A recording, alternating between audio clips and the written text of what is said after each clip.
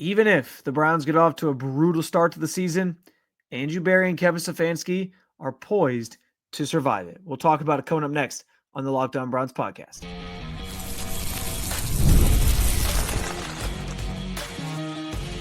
You are Locked On Browns, your daily Cleveland Browns podcast. Part of the Locked On Podcast Network, your team every day. What's up, Dog Pound? I'm Spencer German, your host of the Locked On Browns podcast. I'm proudly covering your Cleveland Browns each and every single day in the land and on the road. Given how tough the early portion of the schedule is, the Browns could be in for an ugly start. If they are, I'll tell you why Andrew Berry and Kevin Stefanski are poised to survive it. Just how bad is the Browns wide receiver room? I will stack it up against a few other teams and find out if it's actually the worst in football. And this Browns defender, is poised for a bounce back season. I do want to thank you for being an everydayer with the Locked On Browns podcast, making it your first listen every single day. Remember, you can find Cleveland Browns content with Locked On Browns every week, Monday through Friday, guaranteed, with bonus content on some weekends. And it's totally free to you. Just hit that subscribe button wherever it is that you get your podcast. And of course, at the Locked On Browns YouTube channel. You can also get involved in the show and comment on anything that we talk about in the comments section. This is your team, so be part of the conversation with your team every single day. And we already know at this point that an absolute gauntlet awaits the Browns at the start of next season when this thing gets rolling, when the regular season kicks off. The first 6 to 7 games are brutal. It's a tough stretch, at least based off of last year's results.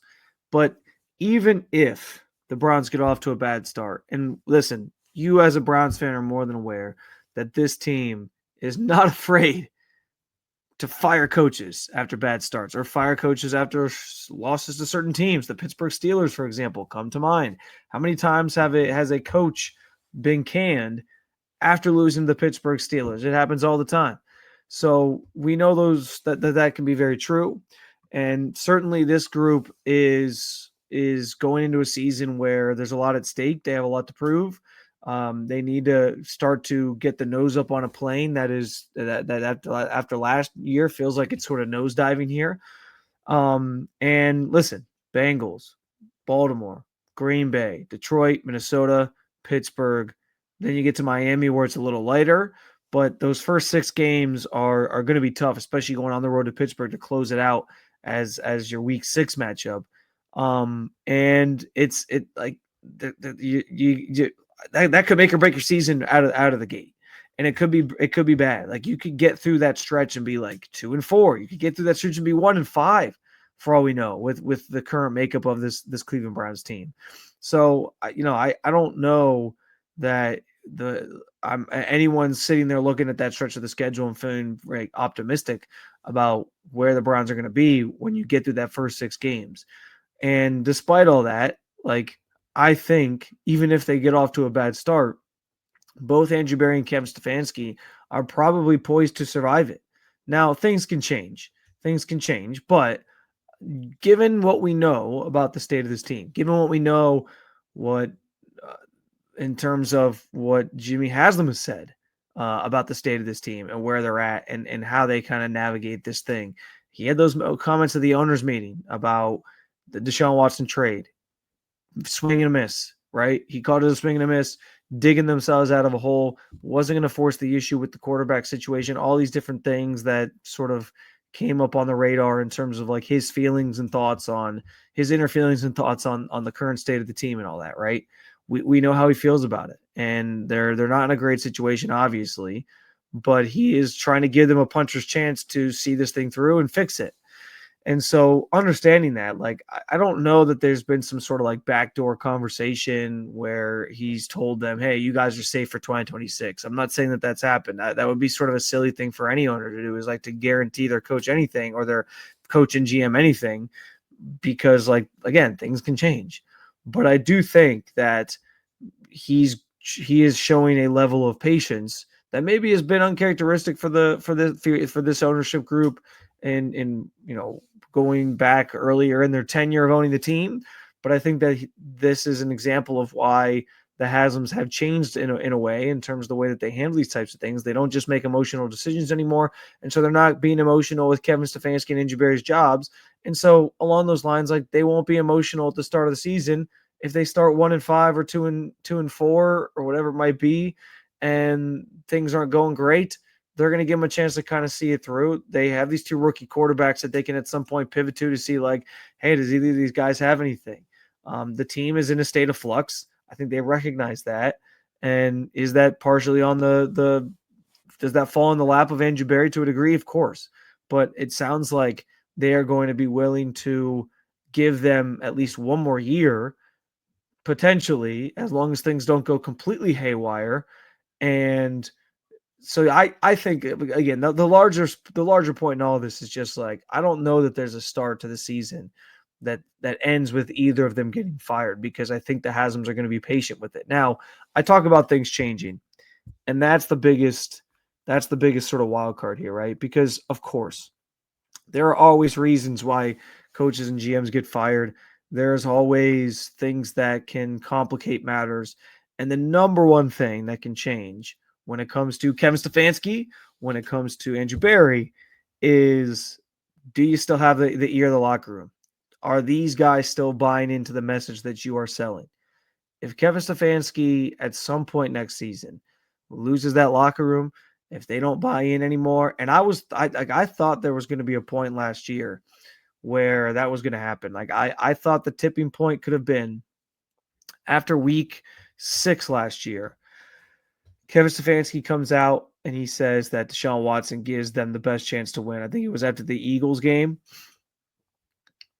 And I thought, man, this could be the point where guys start to change the way that they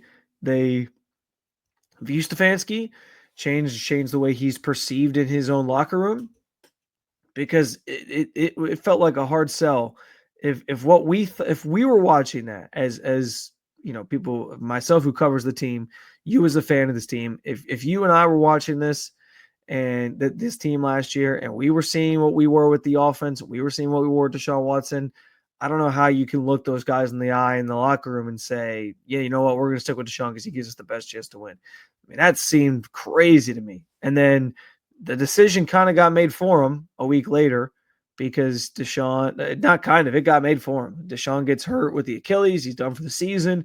You go to Jameis Winston, doesn't go, you have some fun moments, but it doesn't go well.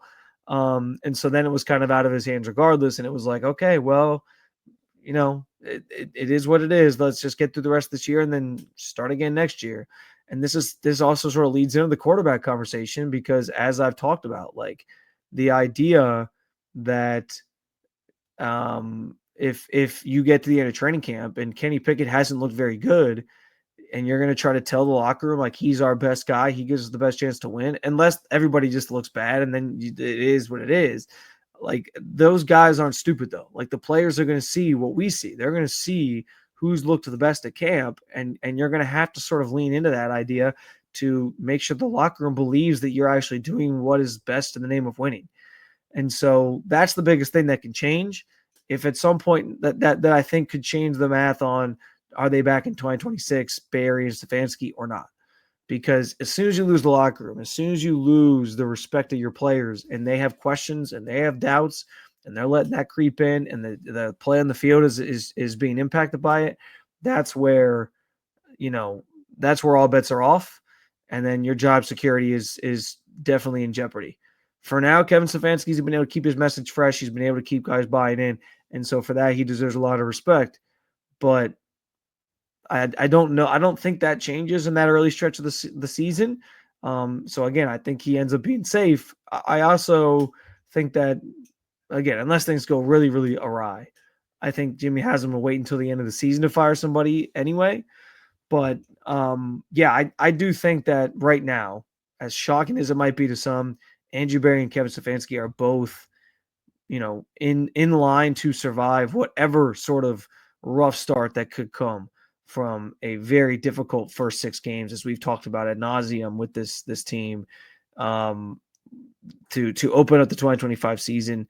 and probably beyond as well, because I think they are in line to come back in 2026 and have one extra year to sort of correct this thing and get this roster fixed and even land a franchise quarterback potentially if that guy isn't on this roster already with one of the rookies that they already drafted. We've talked about the inexperience of the Browns wide receiver room a ton. Is it the worst wide receiver room in football, though? I'll give you my answer coming up next on the Locked On Browns podcast.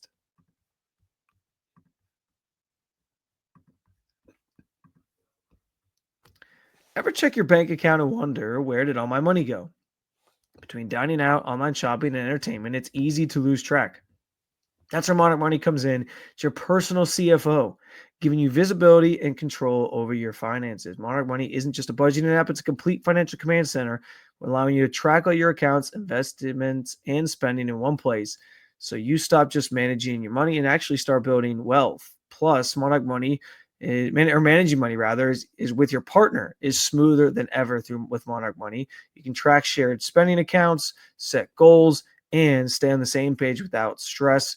I can tell you that finances are always one of the biggest stressors in our household. We've been planning a lot of vacations or trying to plan our vacations for the summer. Not necessarily a lot of them, but just figuring out where money's coming from and how much we have to do some of the things that we want to do has been somewhat stressful. But with Monarch Money, we can see certain places where maybe we can save a little bit more to help us fund these trips. We've been able to figure it all out, bring it all together, find the money necessary to do the trips that we want to take this summer.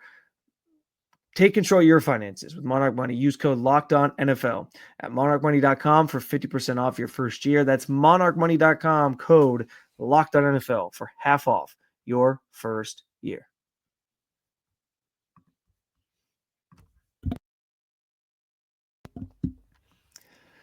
All right, so we know that the Browns wide receiver room is pretty bad at this point. It's Jerry Jeudy. It's a lot of unproven guys behind him. Deontay Johnson is proven, but he's also proven that he can be a bit of a liability in the NFL, and nobody's really sure if he's even going to make this roster when it's all said and done.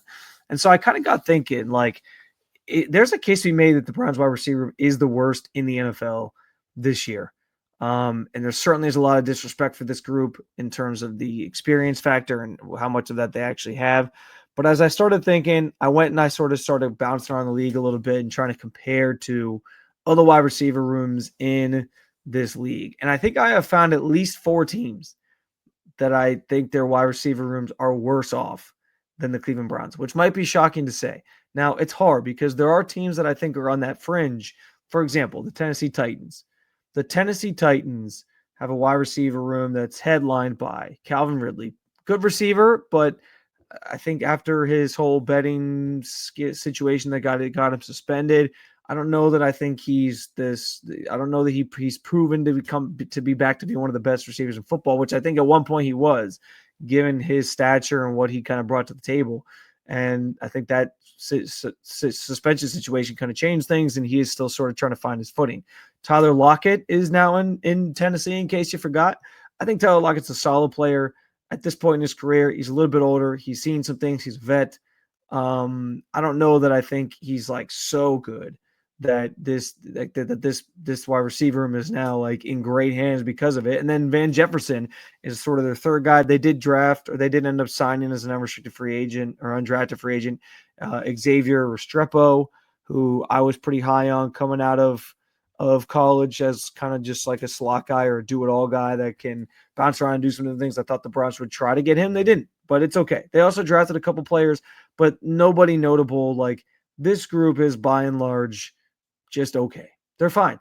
I think I have to say it's better than the Browns because they have somebody like Calvin Ridley who's got experience. They have Tyler Lockett who has some experience, and they have some other players that are experienced in this league and have done more than most of the Browns wide receiver room.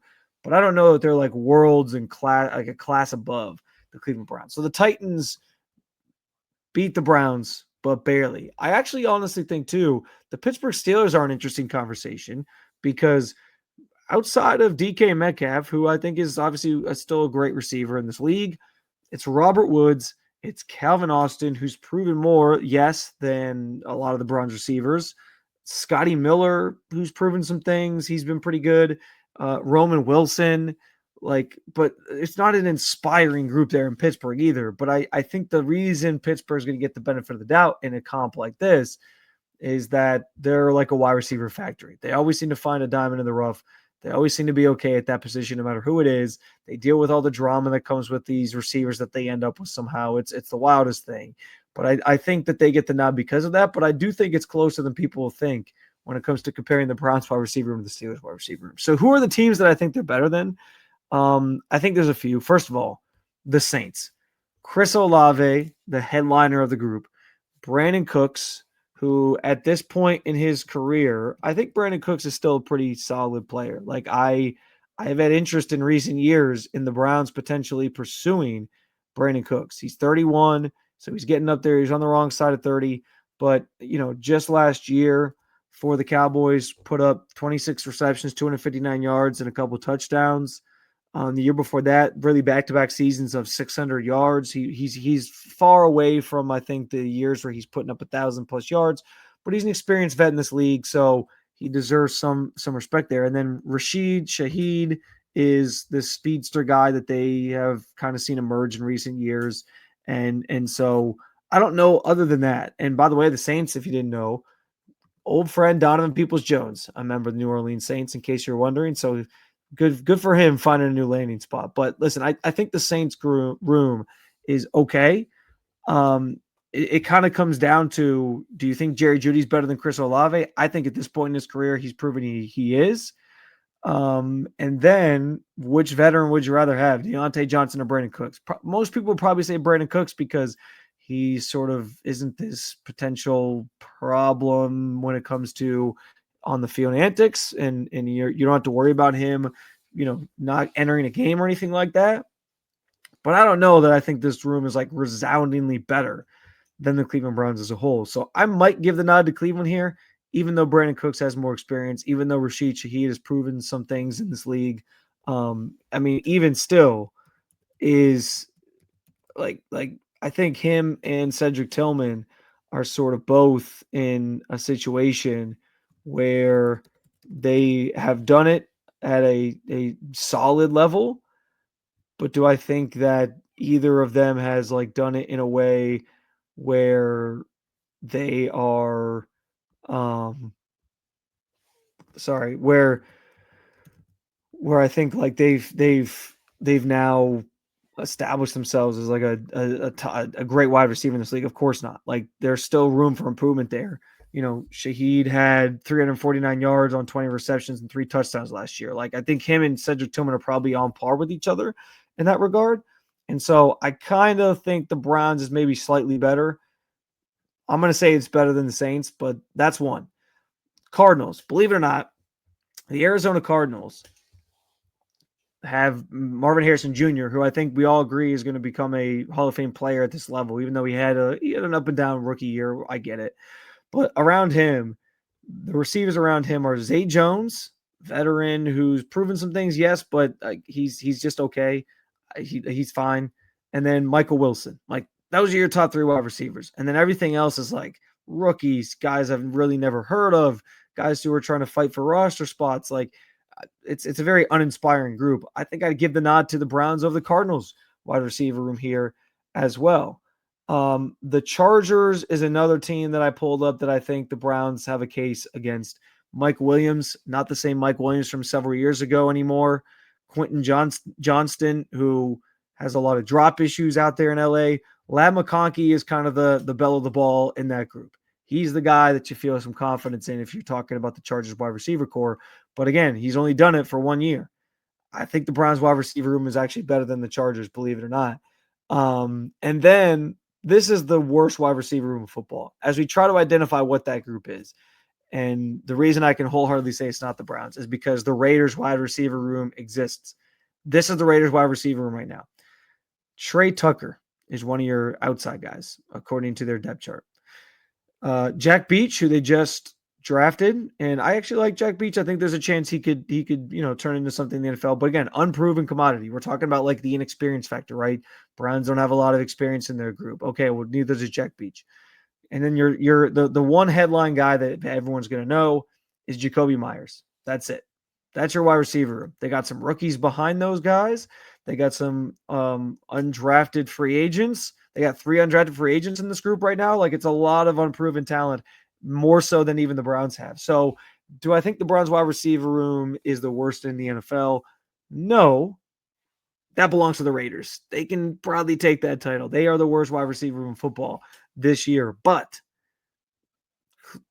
there's not a lot of teams that are below the Browns when it comes to wide receiver rooms. And it speaks to that being a work in progress, I think, at this point for the team, and why Andrew Berry, I think, has something up his sleeve in terms of trying to acquire another one at some point here during training camp or before the season starts. I said it before, I'll say it again. I would be shocked if that's the wide receiver room, the one that they currently have right now. If that's the wide receiver room when the season begins, coming up in September when training camp is done and you got to cut the roster down to 53 players, I'd be shocked if the wide receiver room they have right now is the same wide receiver room they have then. Plenty of players that have a lot to prove in 2025. Don't sleep on a Martin Emerson Jr. bounce back season coming down the pike here this year. We'll talk about it coming up next on the Locked On Browns podcast.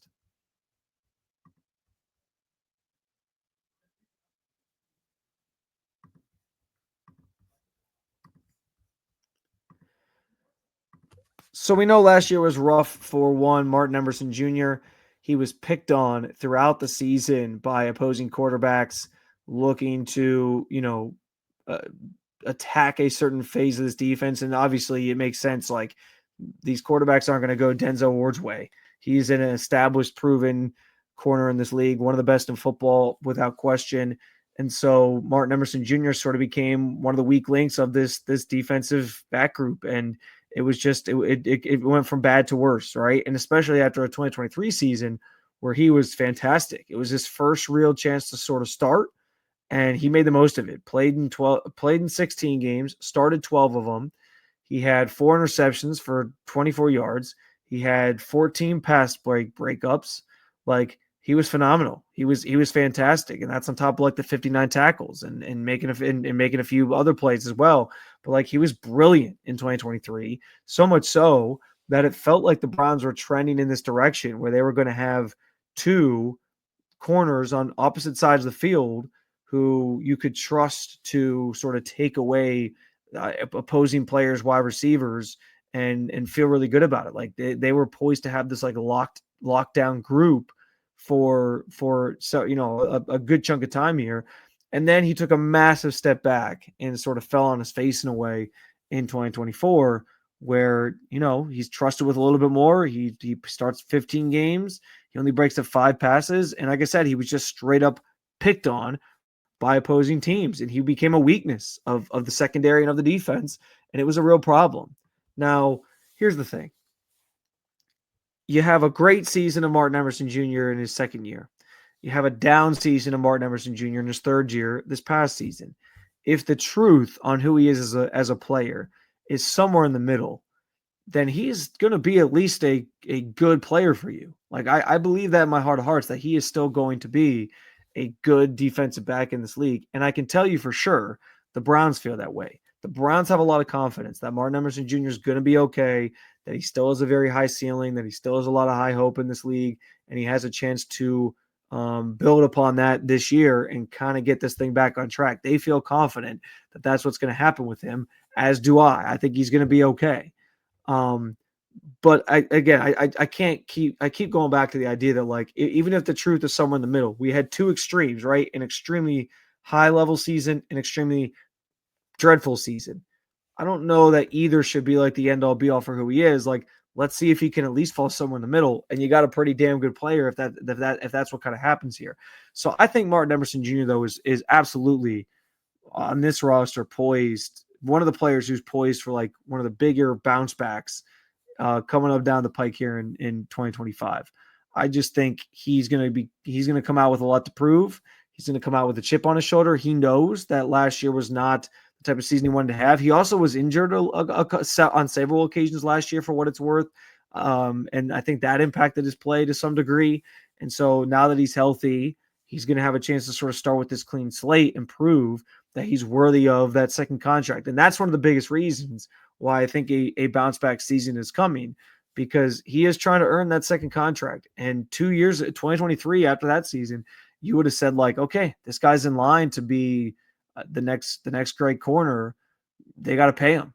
And honestly, like there was even conversations at that juncture, like could they phase out Denzel Ward as he gets older and make Martin Emerson Jr. your top corner and pay him and have this sort of transition, this passing of the torch, if you will, as they sort of, navigate an aging roster and all these different things. That has gone away because Denzel Ward maybe have one of his, I think last season was Denzel Ward's best season for what it's worth.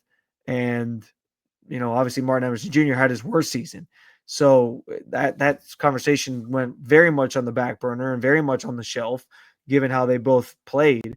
But that was a real thing. And so being in a contract year, I think that means a more highly motivated Martin Emerson Jr. to prove that last year wasn't who he is and that 2023 was more of who he is. I also think too, like this is the natural progression of the life cycle in the NFL. You play great one year, teams go study your tendencies, they sort of figure some things out, then they correct and find ways to attack you, and then you got to correct. Like, right? That's the chess game that sports is what do you do when somebody thinks they figured you out? How do you change things up? And so the ball is now in his court to, find a way to be better and grow and make these opposing quarterbacks not think he's this easy target that he can just be picked on. Like those are the types of things that make great players.